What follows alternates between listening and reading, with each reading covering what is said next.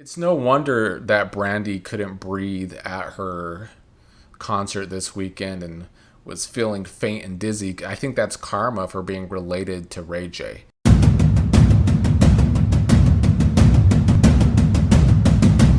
What started as an entertaining second episode of Love Cabin quickly turned creepy again because Ray J came off as creepy again. Ray J is by far the worst thing about this show. I don't know who thought it was a good idea for him to host, but at the same time, it seems that the whole concept of this show is not the players or the contestants choosing their own couples. It's just Ray J choosing who gets switched with who, which is my assumption the way they're getting around this being just like Love Island. But the end of this episode came off like Ray J was throwing his own Diddy party by making the contestants do sexual things that most of them looked uncomfortable to do. So if that was the concept of the show, I don't know why they didn't cast more people that do porn like Trap and Athena, because the people that don't are looking mighty uncomfortable, and it's looking like a casting couch for creepy sexual acts for Ray J to get his rocks off. Very uncomfortable. And he made the end of the last episode uncomfortable as well when it came to him wanting Athena to choose between him and John, only to now see in real life that Ray J arrived with Shila at a party and then left with Shila at a party. So are they together now? What is the concept of this show? Is it really just to revolve around Ray J? I'm going to get back to this and why the odds of me continuing in episode 3 are slim. But the episode actually did start off very entertaining. I mean, we had John the Don farting in bed and waking Shila up, pissing her off, so she had to get out of bed. Their first night together, his farts were stank and loud apparently, and she had to leave the bed. So not a great start for them. But when they actually had some time together the next day, he learned she was an exotic dancer. We learned that she really did feel their first kiss together, and that she liked that he is vocal and honest about the fact that he is really mostly after sex right now and not, exactly looking for love. He's saying he wants to just take it and see it where they go. And I think she likes the fact that he's being honest, because she doesn't believe that all the guys here are just here for relationships, which is probably true. The only one acting, well, I mean, there's two that are acting like they are, and maybe they are, that being Brian and Mikeal, or Mikeal, whatever he goes by. We'll see if that, well, I don't know if I'll see, because I don't know how much longer I'm going to be watching this show, but we'll see if they actually stay true to that. I think Brian and Mikeal are older as well, so maybe they are looking for more. I also enjoyed that John threw Trap under the bus when, basically all the guys under the bus, when he was asking Shila who else she might be interesting, bringing up the fact that Trap has 4 kids, saying Camo does coke. I don't know if that's true, but the Trap having the kids is true. So maybe that is true too. So John is playing the game hard to stay with Shila, although that didn't happen at the end because this show doesn't make sense in the end. Between Trap and Athena, I feel like Trap doesn't want to be with Athena only because they're both involved in the adult industry, and he's saying he can be involved with people like that anyway, and that's not what he's here for. And I kind of believe that. Athena then said she might be interested in Camo, but that Trap was her number one anyway.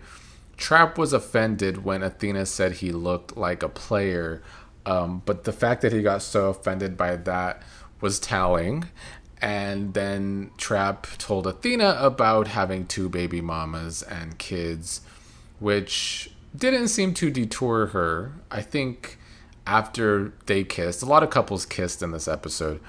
After they kissed, I felt like Athena was feeling trapped more. They had this conversation, they kissed, they both seemed very into the kiss, and I think that kind of sealed the deal for Athena to be into Trap. Chloe and Camo are a couple. She says he's a good cuddler, but was already trying to fill her up, and she's not going to do anything too early. Chloe was talking about how she wants to test out every guy first, and that she likes John's personality. And then Camo brought up the age difference between them because he's 29, she's 21. She's saying she's like an old lady, and she's not as she doesn't act as young as she is allegedly. I did note that in their conversation talking about their age and just Camo trying to be smooth, Camo's voice was very shaky when talking to Chloe, so he seemed very nervous to me in that conversation. But then they kissed again, and to me, I feel like they have the most chemistry when it comes to kissing. And I feel like Chloe agreed that he's a good kisser. So to me, they actually have chemistry as much as I find Camo to be boring. They got chemistry. I don't know if that matters on this show, but they do have chemistry. Next up was Nisa and Brian, who seemed to be feeling each other. She says that he's a good cuddler. He says it felt natural for them to cuddle. I did like that Brian at least gave Nisa some crap for the fact that when she got a choice to choose on night one who she wanted to kiss, she didn't choose him. She chose another guy when she got an option. But they seem to be feeling each other. Nisa learned that Brian hasn't been in a relationship in 10 years when he also in that relationship cheated on her. And then 5 years after that, he was being an F-boy. And then he says for the last 5 years, he was just working on himself, being single.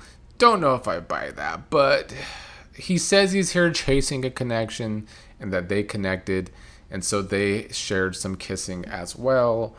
I mean, as far as like wholesome couples on this show go, they're the most wholesome, but I don't know if that bodes well for this stupid show. Next up was Mikeal and Desi are a thing. He seems to recognize that she's feeling Trap as well. And Trap is telling him and other guys that Ray J messed up the matches and feels like he and Desi fit. Camo also seems to like Desi.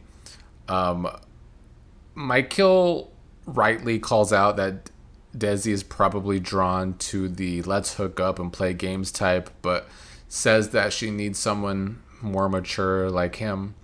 But Desi is in fact into Trap, even if Trap is with Athena. She also told Mikeal that their first kiss was he felt performative, like he was trying to overdo it, and which he kind of agreed, so they shared a softer kiss, which seemed to go better. She made it known that she is going to test things out with Trap and him, but it's going to be nothing major yet. She's just testing the waters, and I feel like he was okay with that. He did say he knows what he wants, and he wants her, which was making her feel pressured. Desi annoyed me because in the first episode she was talking about how, she hasn't been in all these relationships lately because they never work out with the guys she goes for, and then clearly she is once again going for a type of guy who will just play games. So either Desi is a liar and isn't actually looking for a relationship, or she is dumb and her type is going to get her hurt again. So her complaining in the first episode about how dating has been for her lately, I think she's the problem. Last couple was Kiara and Thanos, who didn't have a lot of airtime. It's probably because Thanos doesn't actually find Kiara attractive. He said in his confessional during this episode that there's not really a sexual attraction there, but of course that didn't stop him from kissing her and leading her on. So they have trouble because Kiara is into him, but he's not that into her. And I liked Tia Kemp, the narrator's line that Thanos wants to collect all the girls like Infinity Stones. She's had some great one-liners as a narrator. It's too bad she's not the host, and we're stuck with Ray J being a creep.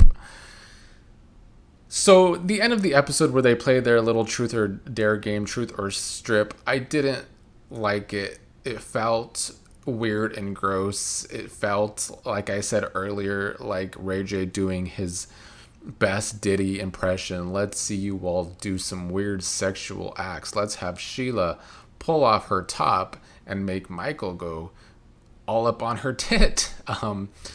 Let's have some of the girls look in the guy's pants and rate their cocks. Very strange thing. I think if the show was letting the contestants choose their own people they want to pick truth or dare with, or just couple up with in general, and not having Ray J make new couples, maybe it would feel a little less creepy. They did have John now couple up with Kiara at the end for whatever reason. I guess John has some sort of crush on Kiara, allegedly. That's the first I heard of it. But yeah, the end of the episode was just Ray J choosing which weird act is each player going to have to do. And most of them seemed pretty uncomfortable with the things that they had to do. And it's no wonder that Brandy couldn't breathe at her concert this weekend and was feeling faint and dizzy. I think that's karma for being related to Ray J. So, tough end of the episode. Made me not want to watch the next episode because I don't know what we're doing here. If the players can't choose who they want to be coupled up with, if Ray J's just making them do weird sexual acts and picking the couples for them, I don't really know the point of the show. I was entertained up until the last 10 minutes.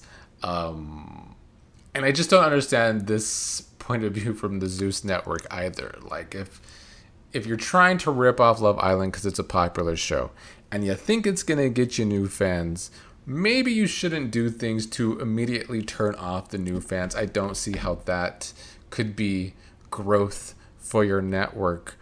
But when a network makes bad decisions like hiring Ray J in the first place for this, well, you get what you pay for.